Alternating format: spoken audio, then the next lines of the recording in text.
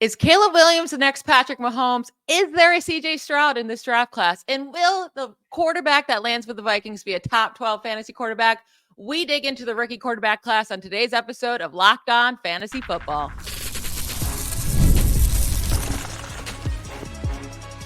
You are Locked On Fantasy, your daily NFL fantasy podcast.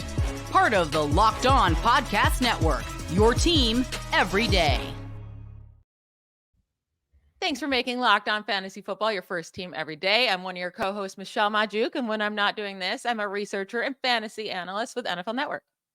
And I'm your other co-host, Vinnie Iyer. When I'm not doing this, I'm writing about NFL fantasy and betting for sportingnews.com. I will have my final 3-round mock draft up there to check out. We're almost here. Can't believe it. 1 day and 1 night away from the draft. So really exciting stuff. And today we're going to have a lot of fun talking about the marquee men, the quarterbacks, maybe all going in the first round. It'll be interesting, right? We always are super high on these quarterbacks heading into the draft, and then players always fall. Like Will Levis was being considered as possibly the number 2 overall pick last year at this time. He falls to the second round, but we will dig into all that in today's episode. Today's episode is brought to you by Monopoly Go. I admit it, I have a competitive side, and I am a big fan of Monopoly Go, the mobile hit twist on classic Monopoly. So join your friends and download Monopoly Go, now free on the App Store or Google Play. So we know for sure that at least 3 quarterbacks are going in the first round, probably for sure 4, right? You got Caleb Williams and Jaylen Daniels right at the top here. It seems like as we get closer to draft days, these are going to be the 2 off the board to start the draft. Now, we know for sure, unless something crazy happens in the next 24 to 30 hours, Caleb Williams is going to the Bears, right? A little background about Caleb Williams. He's 6'1", 214 pounds. So not a huge guy, but plenty enough good size. 22 years old, turns 23 in November. So still young. Had very productive years at both of his last 2 years with USC. Now his 2022 season was better than his 2023, but he's just a guy that's a playmaker, right? He has a super strong arm, can throw off platform, can make those crazy unscripted plays, very good mobility. He's the whole package. Now he can make silly mistakes, kind of like a Josh Allen, where you just, he's trying too hard to make the plays and it can bite him in the butt, but he is compared to Patrick Mahomes, right? Do you feel those comparisons, Vinny? Do you think those are fair to put on him coming into the NFL?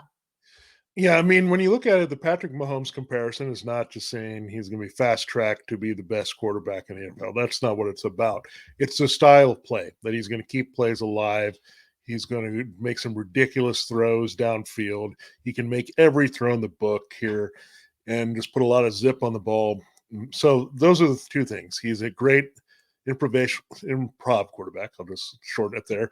That he's a guy that runs around and can make the plays extend, and also like do the backhanded throws or whatever, the magic plays that really happen when things are totally breaking down, look terrible. He can dig deep and make a big play out of it. And we've seen a lot of that from Patrick Mahomes. That's one of the special qualities of Mahomes, something you can't teach, where he has that innate sense of the pressure coming around him.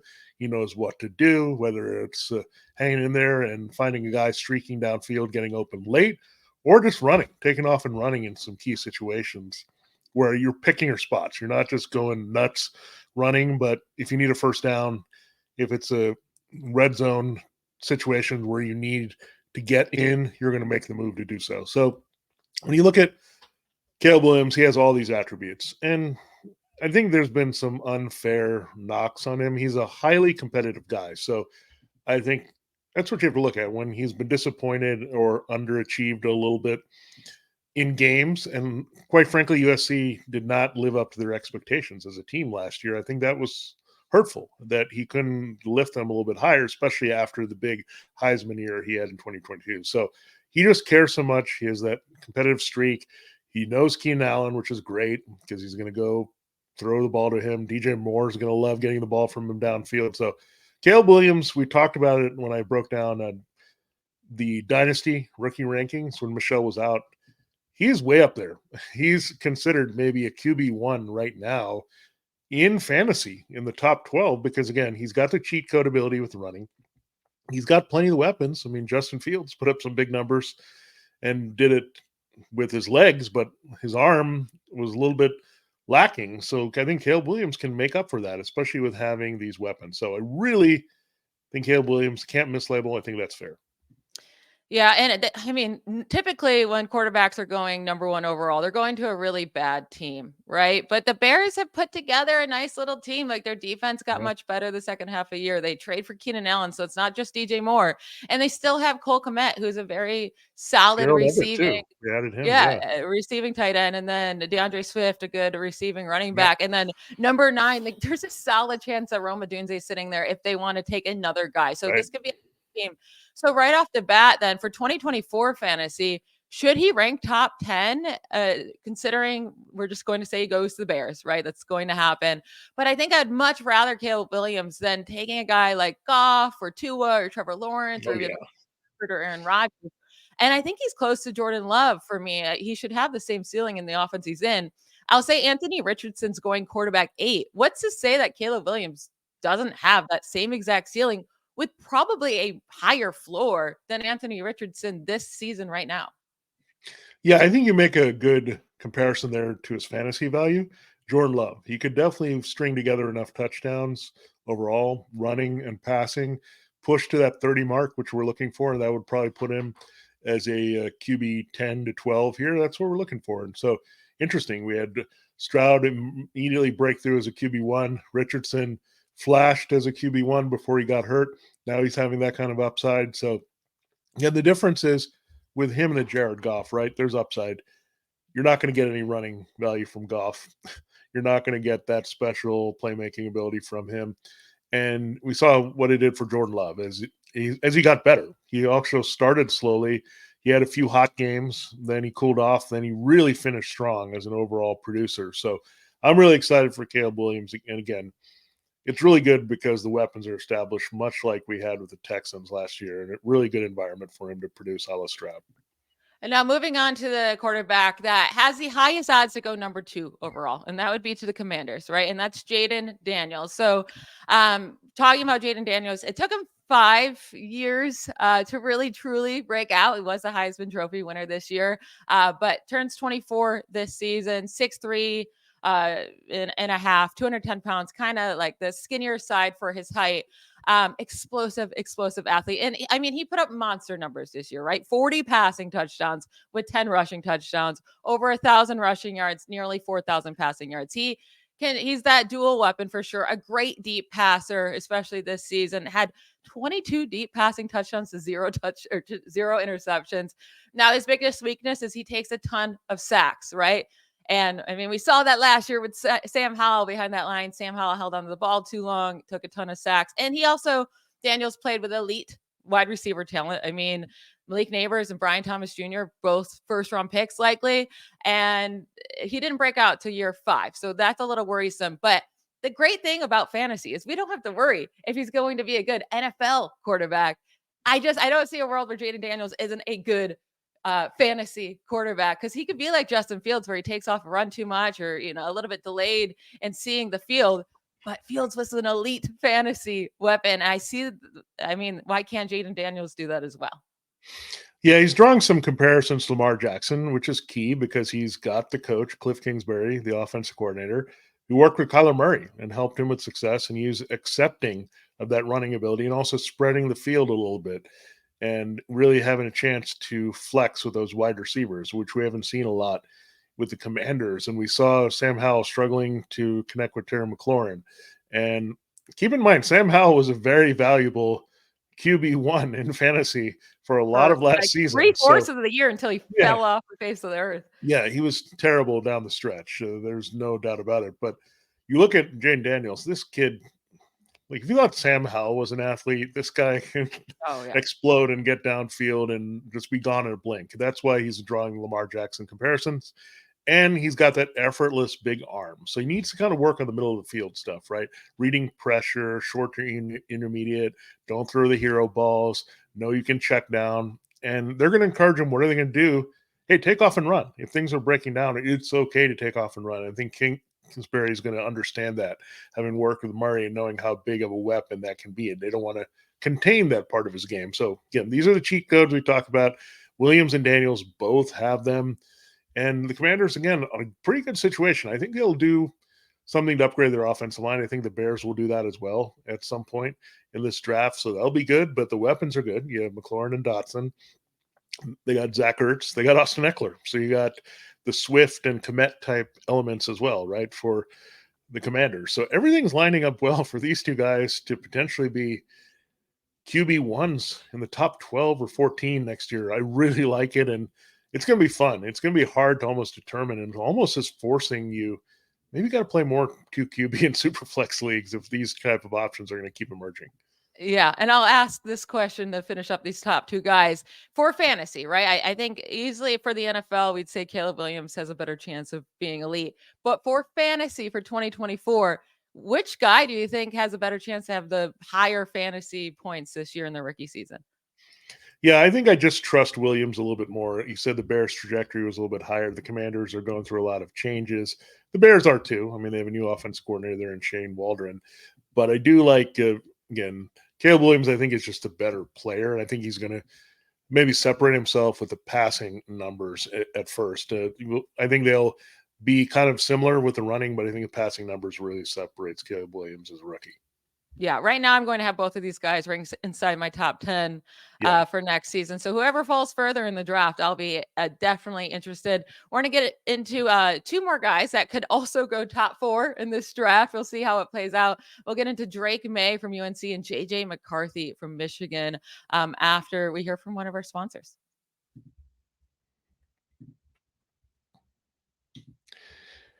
There's certain elements we want in our draft picks to be great fantasy performers. And that's the same when you look at your vehicle.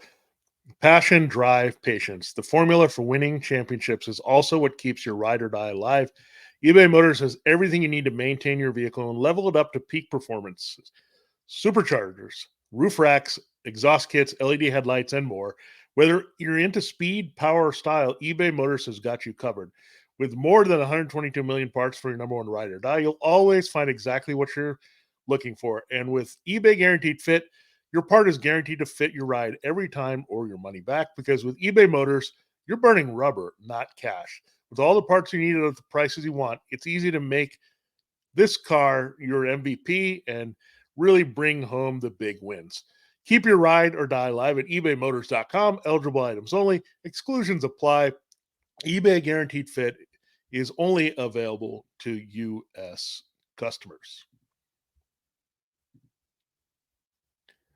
All right, we will get into the next two quarterbacks here. Make sure you're checking out all the good draft content on the network. We got teams there covering all your favorite team shows are out there. And so check those out, mock drafts, everything you need here on the Locked On Network. So good stuff all around, and Locked On Dynasty as well for more fantasy football breakdown content of this rookie class. Now, let's get into Drake Maye and JJ McCarthy.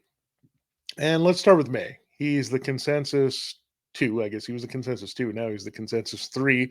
Yeah, so I guess that's his odds are going down. Right after the season, they were saying, I mean, he was supposed to be number 2, and now Jayden Daniels is taken after 3. Now the question is, will it be the Patriots? Like, are the Patriots going to stay there and take a quarterback? And are they high on Drake Maye? I mean, that's the huge wild card right now. Is if the Commanders go with Jayden Daniels, does a team move up for Maye, or does Maye start to fall down? Do the Patriots move out? This gets really interesting.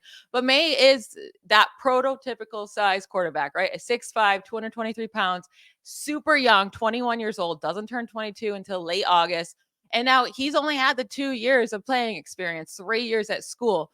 So it's not like the Jayden Daniels who took 5 years to break out. He's good throwing the ball on the move. He's plenty mobile, a very good scrambler as well. He's not going to put up the rushing yards like Jayden Daniels, but he is plenty mobile enough to give you those, 300, 400 rushing yards in fantasy, which will help out a lot. He had 56 rushes of 10 plus yards the last 2 seasons. That was the second most in the FBS, only behind Jayden Daniels. Now, he's a little bit more raw, right? He can play recklessly. He can make silly mistakes and interceptions. His footing is not all that consistent, so his accuracy isn't as consistent. But there's a lot to work with here. Now, if he lands with the Patriots, I hate it for him. It's not just for fantasy, I hate it, but also for his NFL career because situation is so important coming into the NFL. And if you're putting him into a situation where KJ Osborne is his wide receiver one with Kendrick Bourne and Demario Douglas and Juju Smith-Schuster, who doesn't seem to be even playing in the league anymore, and Jalen Reagor, like, how is I know they have other picks and they can pick wide receivers, but this is just a terrible situation for any rookie quarterback to come into. But I do like Drake Maye as a prospect. Yeah, unfortunately, there's some bad vibes with Drake May, and none are about himself. Part of it is we've seen Mitchell Trubisky, different offense, different style of quarterback, and we've seen Sam Howell more recently from this UNC program that really hasn't come through. But when I look at Drake May, he's a Charlotte product. I've seen a lot of him, and very athletic family. His brother Luke was a basketball star. He played baseball, so he's very athletic, kind of that old school all around. Again, 6'4", 225. When you look at that classic size and all that, Drake May hasn't. And there are some comparisons to Justin Herbert in a smaller package, right? If he can move around and make those plays and extend, he has that Justin Herbert like ceiling. But they also look at the Sam Howell type floor, right? You don't want to hit that and go thud, and you're not going to deliver much in the NFL. I'll say this: Drake May, Patriots, is the least appealing, as you said, in fantasy. Of all the matches anywhere, rookie quarterback and team, this is one I do not want a part of at all. Again, the Patriots have to show me something. They're breaking a new offense. It's going to likely be run heavy with Alex Van Pelt coming from the Browns. So you're probably going to be a lot of Ramondre Stevenson, shorter passing. I think they might rein in Drake May a little bit if he would be the quarterback. And that's not good because you want them to let loose. Let him make those mistakes and throw downfield. If he's kind of in a conservative offense that they're just trying to break him in a traditional rookie way, we're not going to get the fantasy football production we're looking for now. Longer term, if the Patriots can get some wide receiver help, build this team a little bit, they got to go find a new left tackle, right? They moved on from Trent Brown. They got to find somebody to protect the quarterback. So all the situations, I think it's the worst. You're absolutely right. They just don't have the infrastructure right now to really help a quarterback produce the numbers we're looking for in fantasy. Yeah, I think the best option for the Patriots might be to move back, stack up this team, make this offense better, and then maybe, bring in a quarterback in the second round or wait till next year. But we'll see what they do there. I would love for the Vikings to trade up for Maye. I think that would be ideal for him. I think Maye might be in the worst situation out of all these guys, just Yes. because of where he might get drafted. Now, JJ McCarthy out of Michigan, he's getting so much hype, right? Now, we can point to last year and say, well, Will Levis was getting all this hype and he fell to the second round. But it does seem like the NFL really, really likes JJ McCarthy. I mean, he's being even hyped as possibly being the second overall pick. He's 6'2 and a half, 219 pounds, 21 years old. He doesn't turn 22 until late January. So he will be 21 years old the entire rookie season. When you look at his numbers, they do not stand out. But the thing is, they just didn't have him pass all that much. Yeah. Last year, he passed 332 times. The year before that, 322. Super, super efficient. And the touchdowns to interceptions were nearly identical each year. 22 touchdowns to 5, 22 touchdowns to 4. And again, on those pass attempts, it's really good. Like, he was super efficient. He's a clutch player. So good on third and fourth down when they needed him. A great leader. The issue is it's projecting with him, right? We haven't seen, he's had 713 career pass attempts. We haven't seen him having to lead an offense. They leaned on the run so much. But he can be really good. It's just, what team does he land with? A lot of teams have the Vikings moving up for him. If you had to predict what team JJ McCarthy goes to tomorrow night, who are you predicting? I still am locking into the Vikings. I think if this plays out as we might expect with Williams and Daniels and Maye, 1, 2, 3 to those same teams, Patriots, Commanders, and Bears, then you're looking at this as the fourth best quarterback to me. I think it's pretty clear. And I think there's a chance overall, if he lands the right situation with the coaching that he would get off to his career with, that he will surpass Maye at some point physically, because again, he's untapped talent. He has got that potential. We know he had a playmaking receiver. We liked Roman Wilson. We broke him down a lot for you, that this was his top guy. So imagine if they had expanded their offense and went pass happy, but when you have Aiden Hutchinson as the anchor of a defense and then transition to some other guys that are going to dominate up front, and you win a lot of games and you beating teams 42-0, and you can run the ball, you're not going to throw the ball a lot. And even they dominated Washington in the championship game. So you can't judge him a lot on what happened last year. And I think there's a little bit of Kirk Cousins there where I think he had a lot of potential, and you saw him at Michigan State, but he fell behind Robert Griffin III on the same team.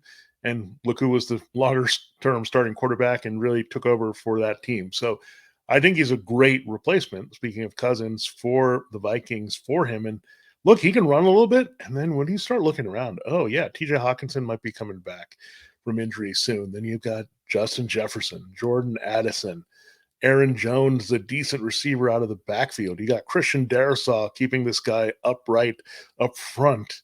Oh, yeah, this looks really good. And I think he's going to be undervalued because everyone's going to look at the flash of Williams and Daniels. But whoever goes to the Vikings, I'm going to tell you, is going to be undervalued in fantasy and a potential steal and a really good pick that you can absolutely get in most Superflex and 2QB leagues. So I'm looking at this McCarthy to the Vikings. Let's make it happen. I might say, Michelle, it's a hot take here. If McCarthy goes to the Vikings, I think he might have more appeal to me than Daniels with the Commanders. That would be close. I think Daniels with the Commanders with his rushing upside, it would be too hard to pass on. But with the Vikings with those weapons, it would be hard to say, like, he has to be right there with the Jared Goffs and Tua Tagovailoa, right? Right? Like, there's not a lot of reason why you would take Well, or Cousins, why he keep in mind, was scoring at a high level, yeah. and he was not running. He was doing it through the air and passing. So I don't know if Aaron Jones is going to move the needle for them to run the ball that much more in Minnesota. It's still Kevin O'Connell throwing the ball. So And I think I JJ out of this group of Maye, Daniels, or JJ, it probably would be the best for Justin Jefferson right away, right? yeah. Right away in the rookie season where he's going to get accurate balls. And I think that'd be just a great fit. We'll see if they can move up for him. We're going to get into two more quarterback prospects. And one of them, I think, could have a CJ Stroud type season if he lands at a particular spot. I will get into that right after the break. I've been told I'm a competitive person by many, many people. And yeah, well, okay, I am very competitive. I do have a competitive side. We all do. And my competitive side is a big fan of Monopoly Go. I'm sure you've heard of it. It's been downloaded over 150 million times. It's a great twist on Monopoly where you play on not one, but hundreds of Monopoly boards in crazy locations, building up amazing cities that bring you big money. But the best part is it's messing with my friends. I can charge them rent on my iconic properties, just like the classic Monopoly. But now I can also heist their vaults of riches for myself. And the leaderboards show me who the biggest Monopoly tycoon is. But it's not just my competitive side that loves it. You can team up with friends and people all around the world in time tournaments to earn huge awards. So get in the game and join your friends. Download Monopoly Go now free on the App Store or Google Play. I am too high on this guy. Just want to say it right now. All right. It's Michael Penix Jr. out of Washington. And I know that the Washington Texas game, because I'm a Longhorns fan, I know that was like his best game, and it's probably skewing my thoughts. I just really, really like Michael Penix Jr. All right. He's 6'2, 216 pounds, about to turn 24 years old. So on the older side of a prospect, but nothing crazy. Now, he spent his first 4 seasons in college with Indiana, and it was a disaster. Barely got to play. He tore his ACL, not just in his first season, but also in his third season. Missed another 7 games in his fourth season with a shoulder injury, right? Disastrous. I get it. Then he transferred to Washington, stayed healthy, and put up amazing numbers in back-to-back seasons. For over 4,500 passing yards in each of the last 2 years. He's actually the first FBS player to pass for over 4,500 passing yards in back-to-back seasons since Patrick Mahomes did it in 2015 and 2016. Now, he has pretty much no rushing upside at all, right? He had 265 total rushing yards over his 45 career starts in college. That's not great, likely due to the 2 ACL tears. But his Deep ball is so pretty. I think he's pro ready in terms of seeing the field and hitting the right guys on the field who are open. Very clutch player, so good at the end of games. And despite the not having great mobility, like he understands, he has really great pocket presence and he doesn't take sacks. I think he took like 16 sacks this entire last season. So I think he can be a really good NFL quarterback. I think he can have a CJ Stroud type fantasy season if he were to land with a team like the Raiders, who have Devonta Adams and Jacoby Myers, and even like a Michael Mayer, but and whoever else they add. But am I crazy for liking Michael Penix Jr. this much? No, you're not. And it's kind of a little bit the reverse JJ McCarthy. He wasn't asked to run, but he actually had a decent kind of pro day workout where you saw him run. You said, He had a okay, fast 40. yeah, he can do it if he needed to. I think you have to look at the nature of that Huskies offense, which is now in the other part of Seattle with the Seahawks carrying over there. So they pretty much have stolen that offense in Seattle. So that's a team we're going to watch, right? With Geno Smith there. Do they stash Michael Penix? I don't know if it's going to be the first round. It might be a little bit high, but a team that, again, is looking for bigger upside in the pass game. And I think the Raiders have been mentioned as the top destination for Penix, and for good reason. I mean, they're a team that needs a quarterback. I don't know if you could sit there and say Aiden O'Connell and Gardner Minshew were good at number 13 overall. I think they really have to think about it. Now, they've been tied a lot to corners and offensive linemen there, but you really don't have a quarterback. I don't see how you're just going to get by with Minshew as a bridge and try again with O'Connell. If you really want to turn the page, you have to go after that quarterback. All these other teams are kind of doing that and just saying, look, we need to find a real answer at this position. So I think he could surprise and maybe go to the Broncos. I know they've been attached a lot to Bo Nix. I would not like that. That would be like in the Patriots level of supporting cast. But you're right. The Raiders are sneaky good. It's not just Adams, but you have Colton Miller on the offensive line. You've got as well Jacoby Myers, Michael Mayer at tight end. So there's some really decent weapons there that line really well with a rookie quarterback. So I think you want him to go to a situation where he's not going to compete. I don't want him to see him on the Giants and Seahawks. I'm not ruling those teams out for potentially drafting him, but I think you want to see him on a team unlike those teams of the Rams, where he's obviously not going to be playing right away. But the clear spots where he could play right away, the Raiders, the Broncos, I think those are the leftover teams we haven't talked about here. So I look at him and say, if he could only be a little bit more consistent and accurate, he has a great deep ball arm, but he needs to get consistent with the other parts of his game, the short term, intermediate. But the deep ball you can't teach. That's just a valuable asset that a lot of teams are looking for. And I think that Rams style of offense that we see is spread across the league with the Falcons and Vikings now really buying into it. I think that would really fit what Penix would do because he can sit back in the pocket. Now, there was a left-handed quarterback that was valuable in fantasy for a while. I'm not going back to Michael Vick or Steve Young. I actually drafted him. This tells you how old I am. I did have Mark Brunell once on my fantasy team. There's a little bit of Mark Brunell in Penix because he's left-handed. He can move. He's not going to run around like nuts and make running part of his game. But left-handed quarterbacks, we haven't seen a lot do things in the NFL. Tua is still a work in progress here to get it done. But I think you could see Michael Penix having Tua-like value in fantasy, and that could be a little bit of a floor for him as well. Yeah, and I could just see him coming in with the Raiders, getting Devonta Adams a ton of touchdowns, being that, Yeah. just high passing numbers for him. But I really hope he lands with a team like the Raiders and not like the Broncos. Or maybe we see him fall into the second. That could happen as well. But I'm hoping he goes first round here to the Raiders. Now, Bo Nix would be the last quarterback we're discussing today out of Oregon, 6'2", 214 pounds, 24 years old. He will be 24 his entire rookie season, so he's not turning 25. But still on the older side. Played in a very, very quick offense. So over 66% of his throws came within the 10-yard line or within 10 yards of the line of scrimmage. So a lot of short throws, a lot of yards after the catch, right? Also played behind an absolute elite offensive line, pressured on just 18.2% of dropbacks, sacked just 12 times over the past 2 seasons. What do you think about Bo Nix? Because I kind of more on the side. He's just like a game manager. Are you higher on him than that?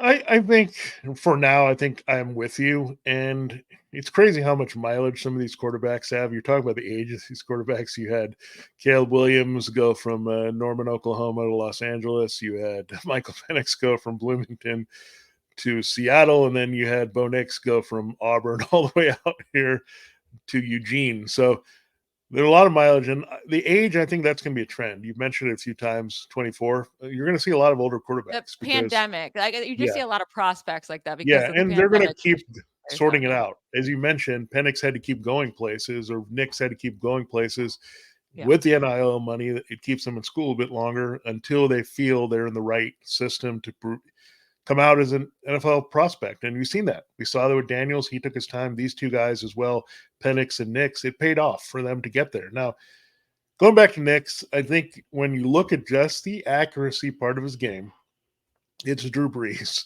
And why this is important, I'm not saying he's going to be Drew Brees. When you look at this specific aspect of his game, who's the team there at number 12? It's Sean Payton and the Broncos. So unfortunately, I don't think he's going to give you a lot of juice there because he is a decent runner, but I don't see him taking off and running, especially in this style of offense. And you look at the Broncos, I mean, they need some weapons. I mean, we can't trust Tim Patrick to be totally healthy. Jerry Judy's gone. Their tight end room's a mess. Their offensive line underachieved last year. Cortland Sutton, there's just not a lot of environment to be successful. So right there, Patriots and Broncos are at the bottom. So we can't get too excited about Bo Nix. I don't think he's a draftable asset in fantasy, at least in the first year. You might look at him down the line, but I don't think he's even a QB2 in the top 24 at this point. I just don't think you can go there yet because he's boring. He's boring and might be very good and help his team win some games, but I'm not totally feeling it with him in the short term. Maybe in the long term, the right situation develops here, but I agree with you. I think Penix, that big arm, untapped upside as a runner, way more valuable than Bo Nix, in my opinion. Yeah. Yeah, I'm with you. I don't think he's going to be fantasy relevant in his rookie season. At least now we could be talking on Friday's show and he lands with the Vikings and then all of a Yeah, sudden he and it's becomes, maybe golden. relevant and needed. But yeah, we'll see where he lands. I could see him falling into the He's second just not round. exciting. That's what Yeah. I'm saying. Like, he doesn't have anything that excites you like some of these other guys do in this class. And look, that sometimes happens. And these guys are not all going to be good. And they're not all going to be great for fantasy. So we know that. So we got to weed out some guys, and we might as well do it right now with Bo Nix. Yes, there's going to be busts in every single class, even guys that we think are going to be good. Some of them are going to bust. It just happens. That's it for today's show. Thank you to you all for making Locked On Fantasy Football your first listen every day. Every dayers, Vinnie and I will be back tomorrow with a super, super fun show. We're going to give our boldest predictions for the 2024 NFL Draft. We're going to get this episode out early tomorrow, so you have plenty of time to listen before the draft starts. Don't miss it. Bye, y'all. You are Locked On Fantasy, your daily NFL fantasy